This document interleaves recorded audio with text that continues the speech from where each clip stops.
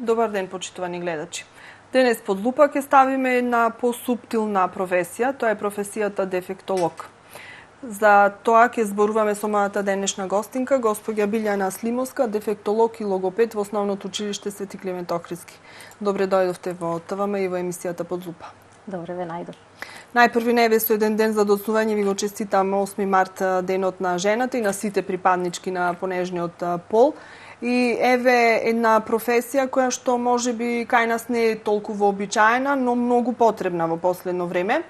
Професијата дефектолог некако како да беше маргинализирана, но за среќа во последно време си го добива своето место кое што го заслужува, земајќи ја во предвид и потребата која што се повеќе има. Ајде на почетокот малку повеќе околу оваа професија, што значи тоа да се биде дефектолог, а вие сте и логопед, бидејќи го продолживте вашето образование, имате магистрирано на тема логопедија, што исто така е еден многу важен сегмент, бидејќи многу дечиња се сретнуваат и многу родители се сретнуваат со тој проблем, нивните деца да имаат некаков недостаток во изговарањето на некои букви. Значи, што е тоа дефектолог и што се опфаќа, бидејќи малку е баука оваа тема се уште. Так, за жал. Да. За жал во скоро време започна кадарот да се прима во образовните установи, во училиштата. Не е ново, значи ништо ново не е оваа струка, постоела многу одамна. Во Македонија веќе 20 години катедрата постои, значи има кадар образован кој може да биде вработен и опфатен во сите школи, меѓутоа се надеваме дека тоа започна веќе и дека ќе биде регулирано за брзо време, дека секоја школа, градинка ќе има од потребниот кадар од нас дефектолозите, зашто навистина сме потребни. Што значи дефектологијата? Ние сме значи специјални педагози, наставници, исто како и другите наставници, со малку повеќе осврнување на делот кај деца кои имаат одредени потешкотии, потреба значи од дополнување на образовниот процес, потреба од дополнување значи одредени гласови, корекција на гласови, значи дефектологијата ги опфаќа повеќе гранки, значи логопедијата е една гранка на дефектологијата, опфаќа сурдологија, значи дечиња кои имаат оштетување на слух, опфаќа тифлологија, деца со оштетување на вид, телесно инвалидни деца, значи аутизмот исто така спаѓа, деца со нарушена интелектуална способност, ментална ретардација, значи сите тие се гранки кои дефектологијата ги опфаќа и како што кажавте, значи логопедијата е оштетување на говор и глас, тоа магистратурата, значи ја насочивте на тоа поле, повеќе ме интересираше за да се дополниме, значи да се ограничиме малку на еден дел од дефектологијата. Околу потребата на дефектолозите во школите, значи јас сум како стручен соработник, дефектолог стручен соработник во таа инклузија која одамна се зборува, меѓутоа сепак е скоро реализацијата на овој процес. Децата се примени, меѓутоа кадарот не беше, сега малку имаме тука дисбаланс. Така. Меѓутоа еден вакуум, еден период кога немавме соодветен кадар кој што можеше да работи со да ги опфати децата кои веќе почнаа да се примаат.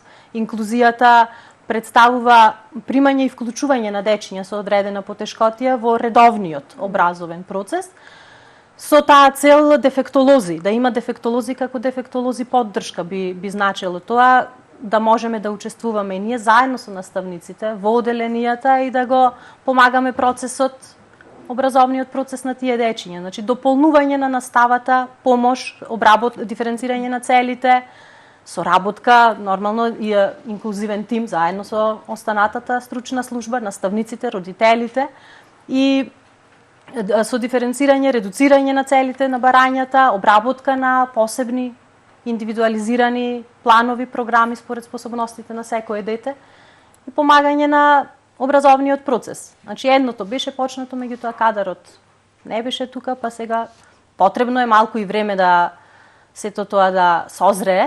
Да. И да се направи една заедничка конекција, значи меѓу децата и еве вас дефектолозите.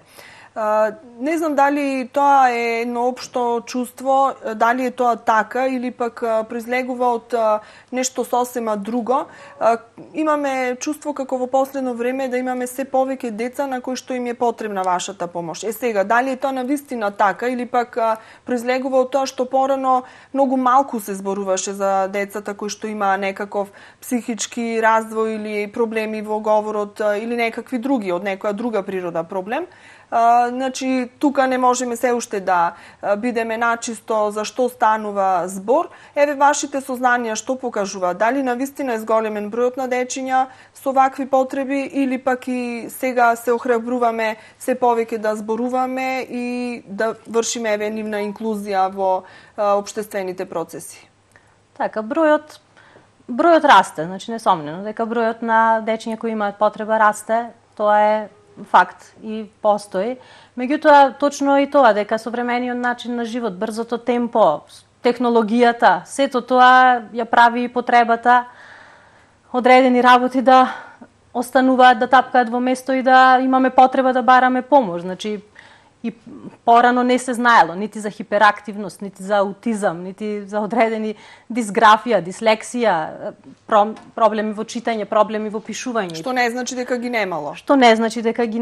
Меѓутоа, пак ќе речам, значи современиот начин на живот и затвореноста, преголема затвореност на децата, значи премногу користење на слободното време во затворен простор, многу помало дружење и од тоа потекнуваат некои асоцијални деца, слаба социјализација, хиперактивноста, доколку детето не се истрча и нема слободно време кај што ќе изигра со врсниците, кај што ќе го помине на воздух. Хиперактивноста е состојба која сите ние можеме да ја развиеме доколку неправилно ја насочиме енергијата. Аутизмот, значи и аутизмот потекнува од некаде. Значи сите тие состојби се последица на нешто, сега не би навлегувала поединечно. Меѓутоа потребата е голема, а исто така и свеста на луѓето. Значи дефектолог може би многу грубо звучи и го сваќаат луѓето како треба нешто да биде надвор од нормала, па јас да побарам помош од дефектолог. Тоа сега полека се надминува, меѓутоа пак ќе речам за да се надмине и луѓето да се побуди нивната свест, стереотипијата да се надмини, потребно е и останатите, значи општеството да не прифатат и точно да знаат за што станува збор, што опфаќа, кои се наши компетенции, околу што ние работиме и што опфаќаме, дека не сме само за деца кои одскокнуваат од нормалата. Секој од нас можеме да одскокнеме од нормалата. Никој не имаме некој живот права линија. Меѓутоа, свеста да се побара помош кога е потребно и да се прифати доколку го воочиме одреден проблем е многу важно. За раната детекција е половина решен проблем. Значи, многу поедноставно би течел процесот понатаму. Колкава е таа свест еве кај родителите, бидејќи тие се првите кои што ќе воочат дека нивното дете има некаков проблем и колку се осмелуваат, се охрабруваат да побараат помош и да признаат дека нивното дете има, затоа што многу родители не сакаат да се соочат едноставно со проблемот кој што го имаат. Така, точно, тоа е најголемиот проблем, соочувањето и кај сите нас и за што и да е. Меѓутоа, од тоа зависи, ние сме образовна установа. Значи, училиштето не е прво место кај што се среќаваме со проблемот. Значи, голем дел од дечињата уште кога детето почнува да оди, кога почнува да се јавуваат првите зборови, кога се гледа таа крупна моторика, каков е развојот на крупна моторика, како оди развојот на говорот, тука одредени интелектуален статус, значи развојни советувалишта се посетуваат уште од најрана возраст. Значи, не сме ние првите кои доаѓаме во тој контакт со дечиња кои имаат одредена потреба, меѓутоа и се случува. Значи, таа прва анамнеза да ја земеме ние во процесот кога првачињата се запишуваат, па нормално пред запишување потребно е да имаме една обсервација, наблюдување на дечињата кои ќе го почнат образовниот процес и тогаш, значи, доаѓаме, ги согледуваме основните работи кои треба да ги видиме и кои ни укажуваат да извршиме на првична детекција, ни укажуваат околу што треба натаму да работиме. Значи, дали станува збор за корекција на гласчиња, јас викам дека тоа е еден од полесните. Дислалиите се најлесниот дел од логопедијата, значи корекцијата на гласчиња. Но ако знае некој стручно да го направи тоа, значи не можат самите родители. Така, меѓутоа, значи имаше доста првачиња кои имаа потреба и кои за да не лутаат, да посетуваат други установи, да бараат помош, значи тоа се коригира за кратко време, дечињата се најнормални, здрави, прави, меѓутоа одредени артикулативни вежби, корекција, нагласчиња со артикулативна гимнастика, сето тоа се коригира. Одредени други потешкоти исто се детектираат, че фина моторика, децата почнуваат процес на образование, потребно е раката да биде подготвена за да се започне понатаму и процесот на описменување, значи таа ориентација на простор, крупна моторика, значи се тие центри се поврзани. Говорот, моториката, тоа е се едно до едно, колку едното оди напред, толку и другото оди побрзо. Значи исто сето тоа го проценуваме со своји тестови, со своји проценки, што не представува нешто што е страшно, туку е многу плюс за училиштето и за родителите како родители. Да не лутаат, туку го добиваат истото во училиштето и успешно, се разбира, се завршува, кај зависно од потребата. Пократко време, подолго време, прогноза обично не се дава, тоа не зависи само од нас, од детето, зависи од многу други фактори. Колку учителките прифаќаат во нивниот клас, во нивното оделение да има некое дете кое што има некаков проблем, некаква попреченост или некакви пречки во развојот, бидејќи во секој случај, значи потешко е да се работи со такво дете, па можеби неговото присуство ќе влијае врз другите деца, па другите деца можеби потешко ќе го прифатат. Значи сето тоа треба некако да се синхронизира, да сеусклади за да не се почувства тоа лошо во таа средина во која што се наоѓа. Значи, каков е и нивниот однос тука? Дали и тие прифаќаат, бидејќи најлесен начин е да не се работи можеби со такви деца, да имате една паралелка каде што немате некои дополнителни проблеми. Така, точно. Наједноставно би било се да биде во оделението сите деца да се супер капацитети и оделението да биде одлично. Меѓутоа, Свети Климент е училиште каде одамна, значи постојат и посебни паралелки. Има и јас сум дефектолог како стручен соработник, значи кажав, меѓутоа имам уште 3 колешки кои се дефектолози во настава и работат со дечиња со посебни потреби, значи во посебните паралелки, дечиња со наоди и мислење кои имаат се вклучени во образовниот процес во посебни паралелки. Значи мислам дека таа свест кај колективот, а исто и кај родителите, и кај децата кои учат во тоа школа, одамна се работело и мислам дека е надминато и прифатено. И јас сум релативно нова во училиштето, меѓутоа дојдов до многу добра соработка со колегите. Тоа е од суштинско значење, значи доколку јас немам соработка од колегите, колешките, не можам да влегувам на часови и да бидам на нивниот час, значи како гостин. Јас сум таму исто на исто рамниште како што се тие.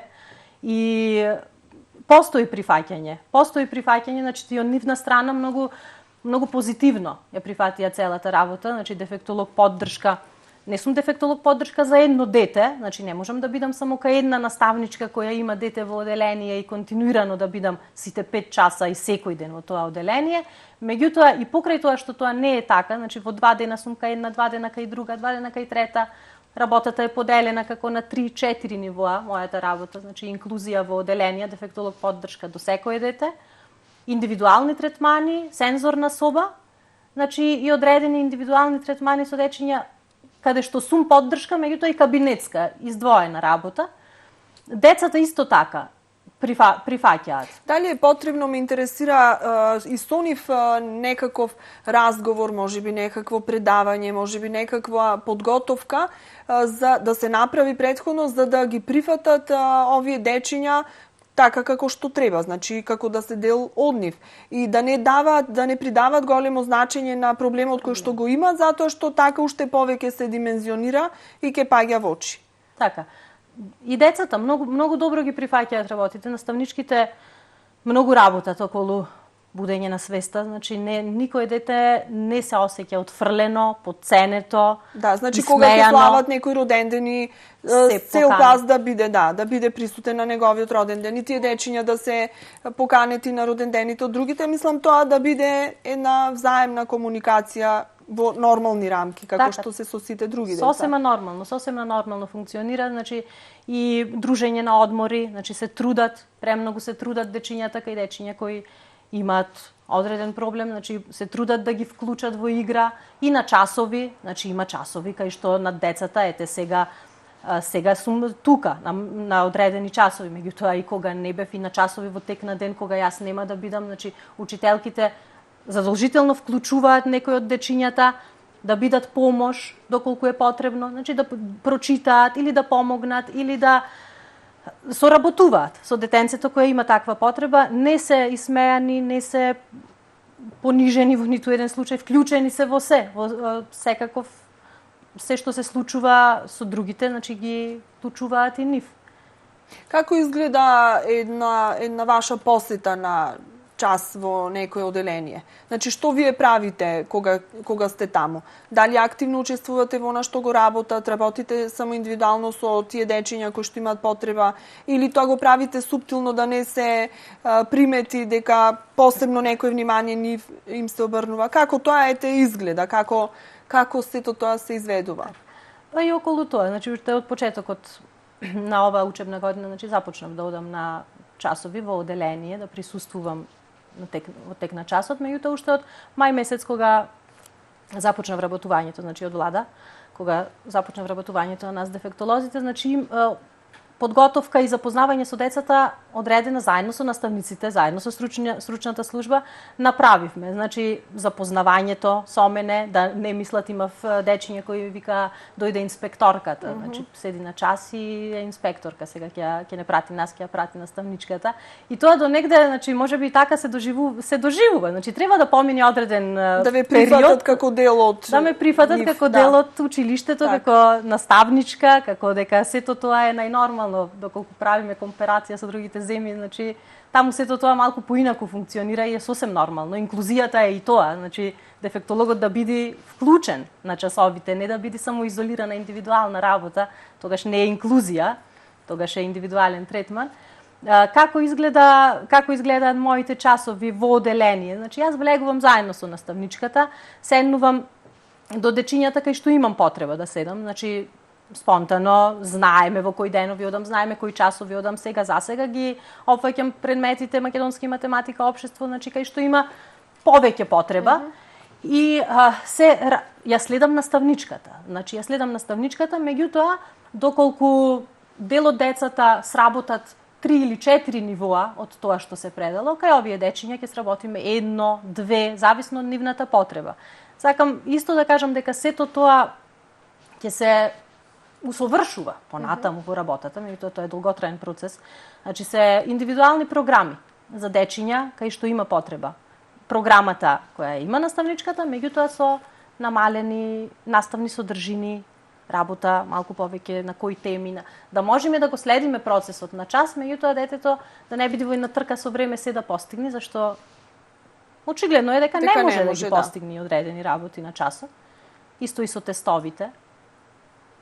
Често и тестови кога се прават, а не сум на час, значи дечиња кои имаат проблеми со читање, дечиња кои имаат проблеми со пишување, тестовите ги изработуваме заеднички. Значи го читам тестот, ги читам прашањата, детето го дава одговорот, јас го пишувам доколку имаме потешкотија во пишување.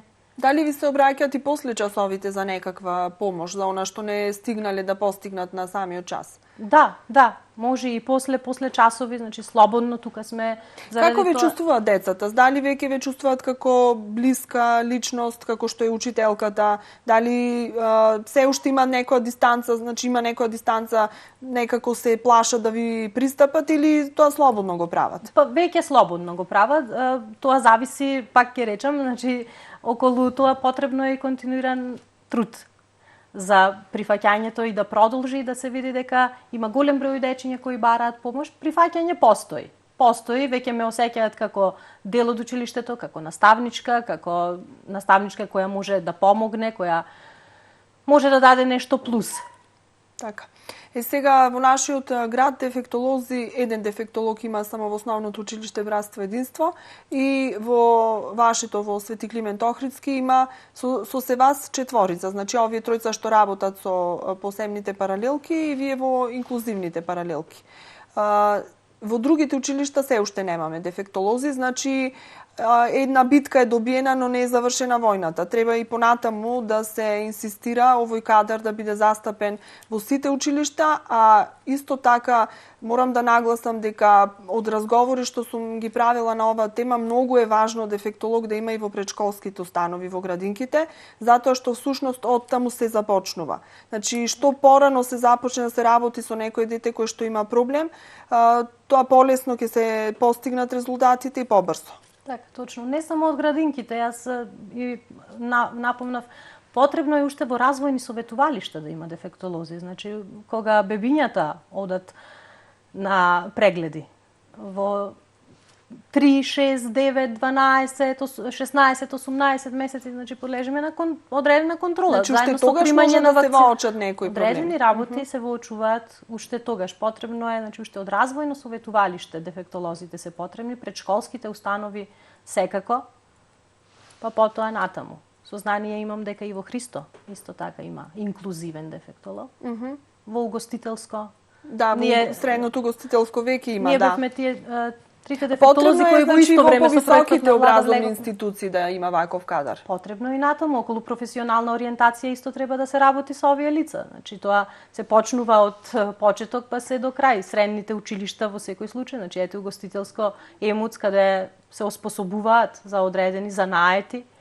Потребно е правилно да се насочат за натаму, се разбира да бидат вклучени во вработени. И за тие лица е потребно работа и можат да извршуваат голем број на работни активности и да учествуваат во општеството рамноправно, како и ние. Така. Значи, уште едно нешто по кое што се издвојува вашето училиште е сензорната соба, која што беше есенва отворена. Мислам дека е единствена во овој регион. Во Скопје мислам дека има таква сензорна соба. Во други градови, во други општини дали има, мислам дека во поблиската околина не, барем од разговорот што го правевме тогаш кога се отвараше, ако во меѓувреме нешто се измениле работите. Но за тоа ќе зборуваме во вториот дел на емисијата, да ја доближиме малку ова сензорна соба до гледачите, што таа значи, која е нејзината намена и функција, и дека таа не треба, тоест не ја посетуваат само деца кои што имаат некаква попреченост или некои посебни потреби, туку може да ја посетуваат и деца кои што, можеби се хиперактивни, намалена е нивната концентрација, нивното внимание, па со тие методи кои што таму се применуваат во оваа соба, сето тоа ќе биде доведено во некаков ред. Тоа ќе го оставиме за во вториот дел на емисијата, малку ќе ве одмора.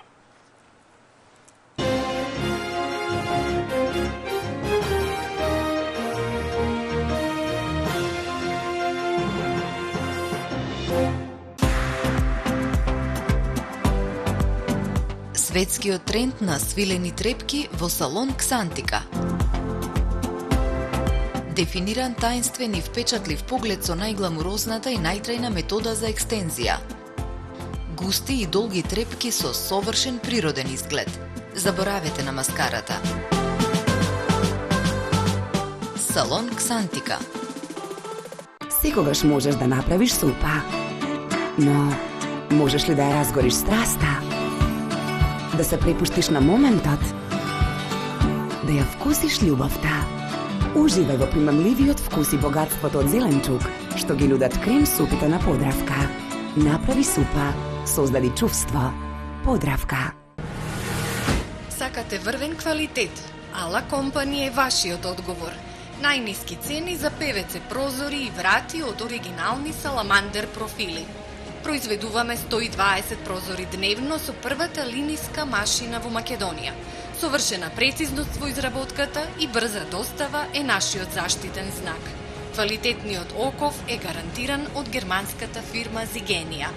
Произведуваме метални каси за собни врати, комплетни решенија за гаражни врати, противпожарни врати и хитот во модерната архитектура, стаклени фасади. Сите водечки германски брендови во ПВЦ индустријата на едно место. Ала Компани. Индустријска зона Мороишта, Струга. Преседниче, овако више не може. Лети вруче, зими и хладно. Hoćemo izolacione станcije. Стижемо. Pa hoće ovo u bubanje.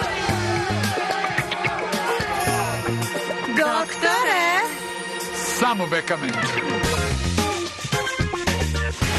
Bekament termoizolacioni sistemi. Leti hlade, zimi greju, štede energiju. 10 godina garancije. Bekament, doktori za zidove. Alpojo, лидер во регионот за зрнести и прашкасти производи. Со повеќе од 20 годишно постоење и искуство, има задоволство да ви ги представи своите нови производи, кои се одлични за вашето здраво секојдневие. Квалитетно и внимателно одбрано богатство на вкусови од Алпојо. Побарајте не во најблискиот маркет.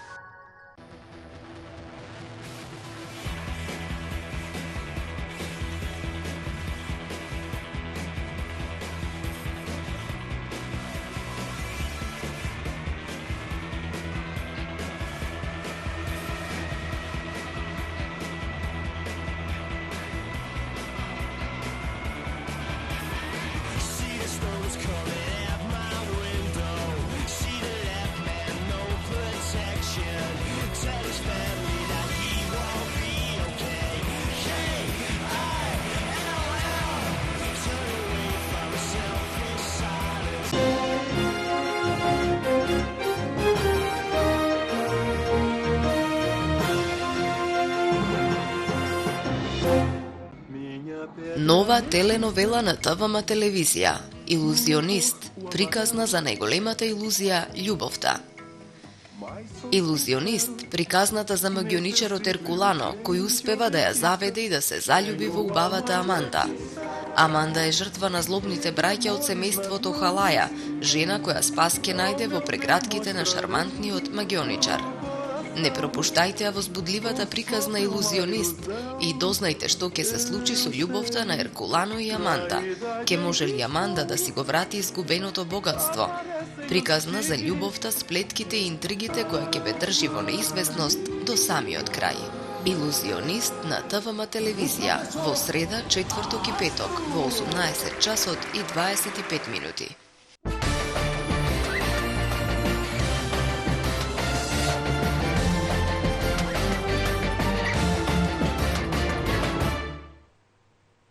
Краток одмор, продолжуваме ние со нашиот разговор на тема професија дефектолози, се она што опфаќа инклузија на дечињата кои што имаат проблем во паралелките во училиштата, еве конкретно во Свети Климент Охридски во нашето училиште. И реков уште во првиот дел, значи најавив дека ќе разговараме за еден новитет кој што од ова учебна година се воведе во вашето училиште. Тоа е отворањето на сензорната соба. Еве, ние информиравме, значи гледачите од прилика знаат оние што се интересираат за што станува збор, но за пошироката јавност, што е тоа всушност сензорна соба? Јас ја видов искрено, пред да ја видам имав некакво поинаква замисла, да, некоја представа поинаква. Кога видов дека е една соба во која што има некои реквизити, кои што вие ми објаснивте за што служат, многу едноставни, но многу корисни. Ајде да малку да им ја доближиме вака пластично сликовито на гледачите сензорната соба. Сензорната соба, како што кажавте, од есента почна интензивно ја употребуваме. Значи јас и колешките дефектолози од посебните паралелки представува соба која нуди една шареноликост, осветлување, значи различни бои. Имаме одредени средства внатре кои ни се потребни за работа и точно методи кои треба да ги користиме ние за да постигнеме успех. Соба која преку сетилата на детето, активирање на сите сетила на детето, доаѓаме до потребните цели, доаѓаме до конструктивна игра пред се и производот од тоа што го правиме да биде ефикасен. Значи, работиме на сензорна интеграција, што би значило тоа? Преку сетилата, преку допир, преку вид, преку слух, преку своето тело, значи работа на рамнотежа, работа на психомоторна реедукација, сето тоа полесно, работа значи, на овие делови, работа на сетилата, полесно да ги примиме дразбите надворешни, да стигнат до централниот нервен систем, обработка на истите и возвраќање како во еден круг. Значи, возвраќање со еден фидбек, значи повратна информација на сопственото тело кон надворешниот свет и вклучување во тоа што е потребно во секојдневието, во образовниот процес, во играта. Во таа сензорна соба работите со едно дете, со две, со колкав е бројот кој што со дечиња кои што може да ја посетуваат во ист момент таа сензорна соба. Така, сензорната соба значи не представува огромна соба каде можеме да однесеме цело оделение, че тука и просторно има ограничување, меѓутоа и третманите во сензорни соби, таа сензорна интеграција како што кажав, не се прави со многу голема бројка на деца. Значи може да имаме, не мора да биде индивидуално, значи 1 на 1, може да има 2-3 деца доколку потребата и работата една активирање на исто сетило. Значи, доколку работиме психомоторна реедукација, можеме да имаме, денес работев со 3 дечиња. Значи, од исто оделение, работевме на доживување на делови на сопственото тело во усогласено со календарска и ментална возраст. Значи, ориентација во простор, ориентација време, рамнотежа, значи имаме нишалка, кај што преку нишалката можеме да активираме и рамнотежа, стоење на една нога, подскокнување. Имаме одредени средства кои нивна помош, значи правиме тоа што е потребно, меѓутоа не мора да биде 1 на 1.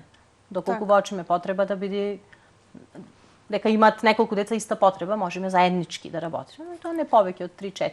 Како проценувате сега кој дете би требало да ја посети таа сензорна соба? Така, сензорната соба, како што кажам, значи работиме сензорна интеграција, добивање на конструктивност на тоа што го правиме, нешто што ќе можеме да го примениме во секојдневието. Значи како проценуваме, не е за дечиња, значи само од посебните паралелки, може да ја употребуваат сите деца што се во училиштето, кај кои секако во соработка со наставници и одредени проценки ќе процениме дека може да се користи. Хиперактивност, одредени сегменти на аутистичен спектар, работа на внимание, работа на рамнотежа, работа на реедукација, значи сето тоа, крупна моторика, фина моторика исто може да се работи внатре преку одредени едукативни материјали кои ни се дадени во соработка со мировниот корпус, значи се отвораше сензорната соба, тоа може би веќе се знае да што го кажавме. Имаме и материјали едукативни кои ги употребуваме кога внатре, кога поучилници сме ги поделиле. Значи откриваме според потребата. Еве како што ги откриваме и детектираме децата кои се за работа со дефектолог, така и употребата на сензорна соба. Сензорната соба е како помош во работата да на дефектолозите. разграничиме дека во таа сензорна соба не мора да одат и да ја посетуваат само деца кои што имаат, значи некој психички, психофизички недостаток. Значи можат и оние кои што се во инклузивните паралелки, туку можат и деца кои што до вчера немале никаков проблем, но ќе се јави во текот на образовниот процес, можеби во некој период ќе бидат ете хиперактивни или нивното внимание и концентрација ќе се намали заради X причини, па може да ја посетат. Колку е баук тоа што некој треба да ја посети сензорната соба или пак сака да ја посетуваат? Како ја прифаќаат децата? Значи, дали како некоја казна или како некоја забава? Сензорната соба ја сакаат сите, значи деца не сме наиделе на отпор да не сака дете да оди во сензорна соба, зашто тоа ни е, пак ќе речам, на дополнување на образовниот процес. Значи, претходно мораме да ги завршиме одредени работи во нашиот план кои сме ги зацртале, па како дополнување ја користиме сензорната соба или, ете, како исто кажав, околу работа на вежби, на внимание, на концентрација, значи не одиме таму за да ја совладаме наставната содржина, туку работиме на овие делови, сетила, сензорна интеграција со цел да се подпомогне тој процес во склоп на паралелката, а е прифатено и децата сакаат да одат во сензорна соба, меѓутоа тоа ние го балансираме за да не се губат часови, а да се посетува сензорна соба, дека да го усогласуваме времето, да се постигне и едното, а да се направи и другото. Така. Сега сензорната соба ја употребува деца кои што се во основното училиште Свети Климент Охридски. За понатаму, значи во перспектива, можеби ќе биде изменето тоа, но сите оние кои што имаат потреба можат да посетуваат настава токму во ова училиште, па тогаш ќе ги користат и услугите кои што училиштето ги нуди училиштето и условите впрочем.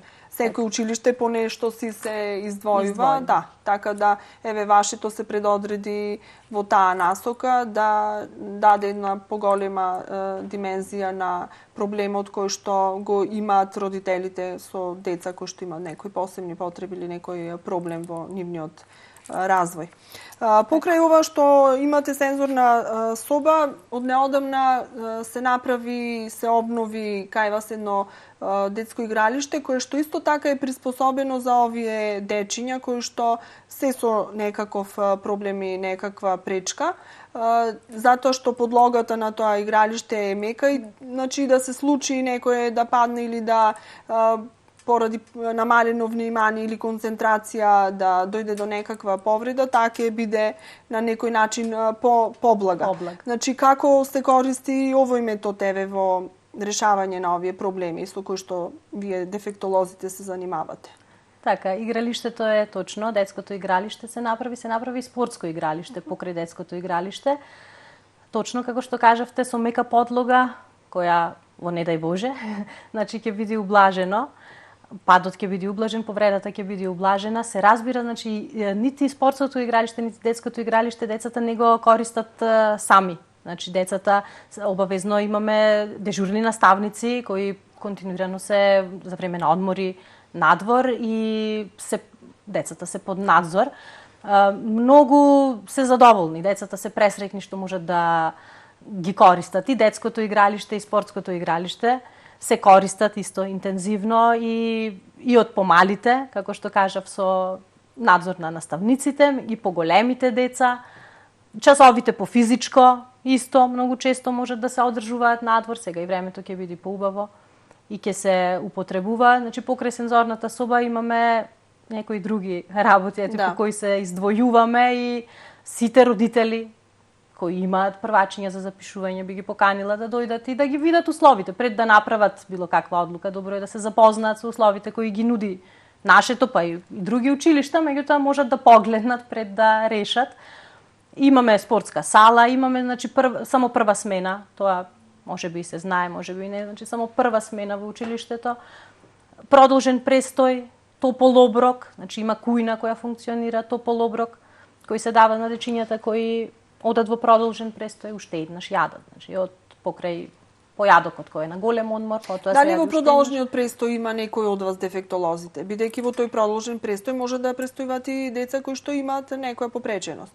Дали има и дефектолог таму? Во продолжен престој дефектолог нема вклучен, меѓутоа дефектолозите, јас кажав, дефектолозите се 3 дефектолози во настава, јас сум дефектолог во стручна служба, значи моето работно време не е ограничено со 3, 5 или 6 часови.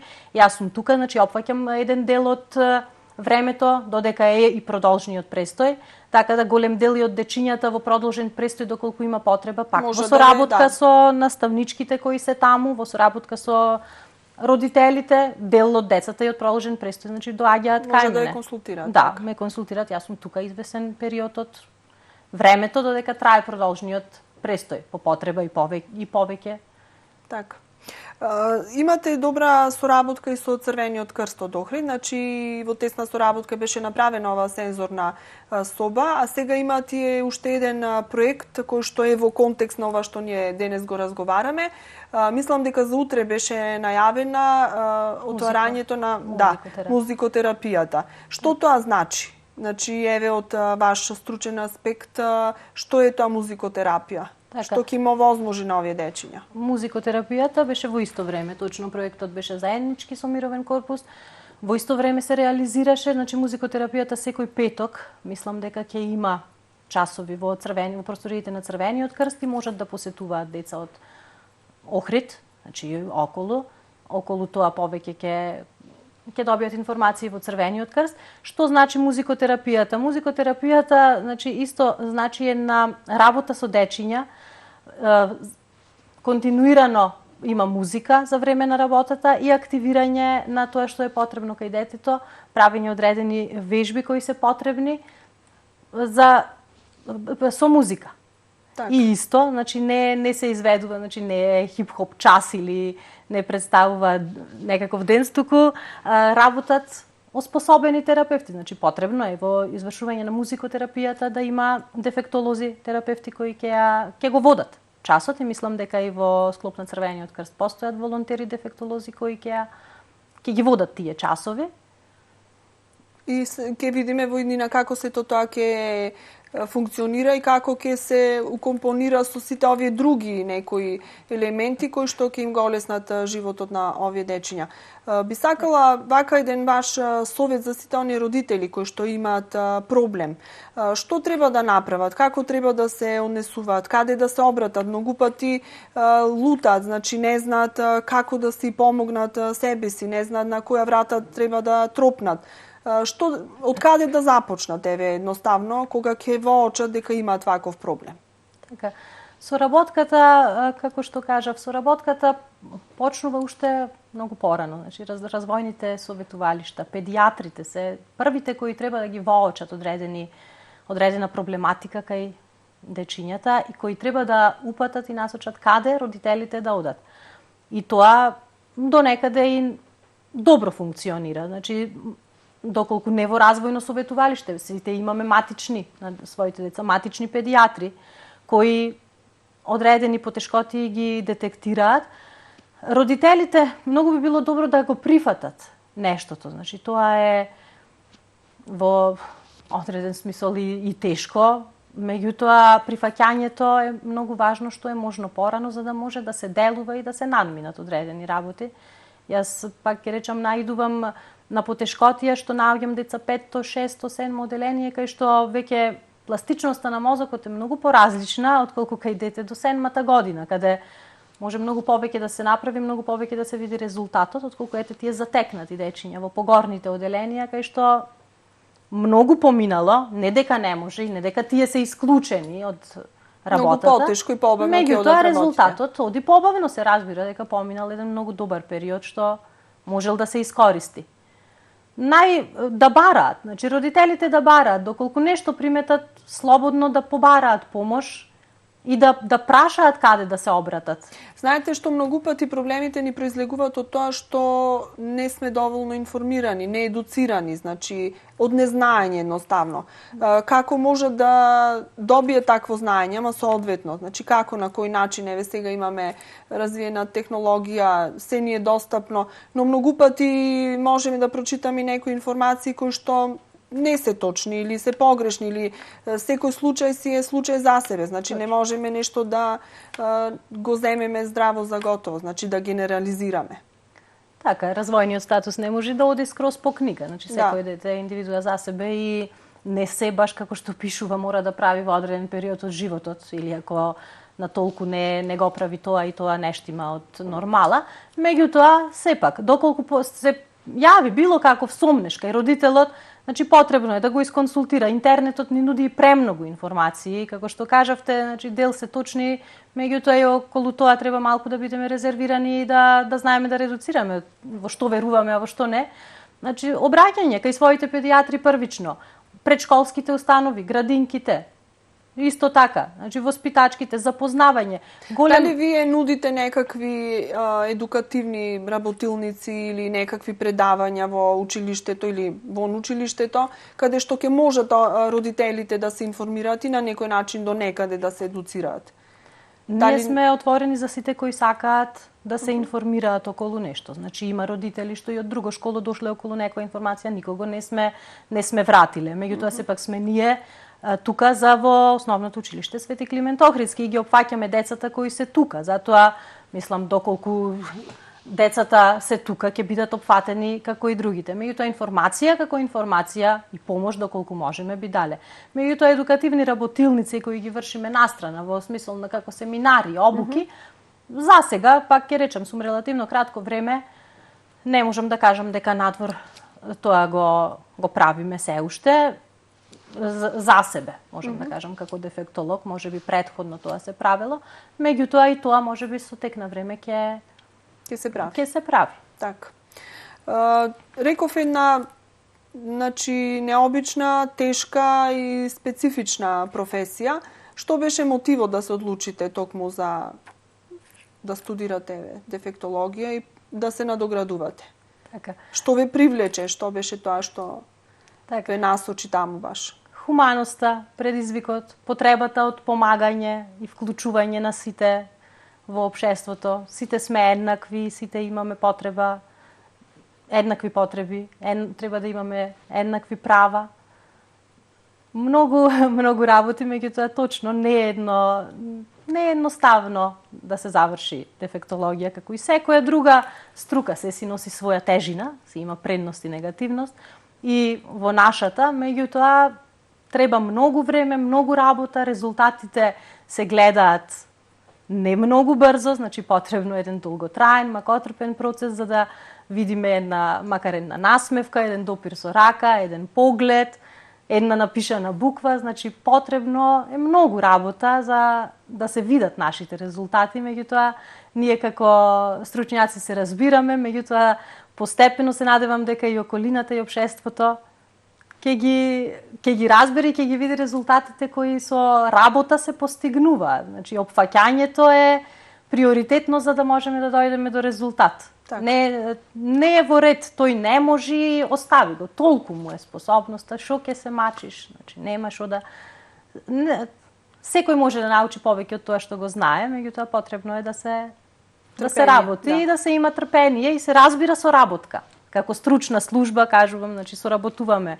добро, колективот, наставниците, родителите се разбрани и сето тоа носи резултат. Никој не може заслуга да донеси само на себе. Так. Сега во вашата професија има многу емоции, значи треба да имате вие емоции кои што ќе ги пренесете на децата за да постигнете успех, а сигурна сум дека и тие искажуваат многу емоции кога нешто правите или кога ќе постигнете или пак кога не ќе постигнете, кога не ќе се задоволни. Како сето тоа го контролирате? Успевате ли да ги исконтролирате емоциите? Ви дошло некогаш, не знам, да заплачете од радост или пак од тага или да се радувате и дали тоа вака јавно го покажувате или го потиснувате?